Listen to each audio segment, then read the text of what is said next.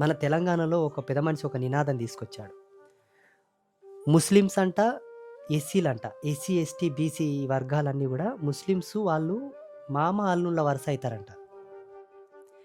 1947వ సంవత్సరంలో దేశ విభజన జరిగిన తర్వాత జిన్నా వాని మీదనే ఈ దేశం విభజన జరిగింది. వాడేమన్నాడు, ఎస్సీ, ఎస్టీ, బీసీ మైనారిటీలంతా నా ఎనక రారా అన్నాడు. తక్కువలో తక్కువ 2, 3 లక్షల మందిని తీసుకెళ్ళాడు. వాడున్నంత వరకు పాకిస్తాన్‌లో బాగున్నారు. వాడు దచ్చిన ఉత్తర క్షణమే ఊచకోతలు కోసిండ్రు మొత్తం. అడిగే దిక్కు లేదు. మీరే తెచ్చిండ్రు కదరా మమ్మల్నంటే, మిమ్మల్ని తెచ్చింది జిన్నా. వాడు పోయిండు. వాడిని అడుగుపోరా అన్నారు. ఏసేసి పడేసిండ్రు. ఒక్కడన్నున్నాడా? మేమిచ్చిన భిక్ష, మేము పెడుతున్న సానుభూతి అనుభవించండి.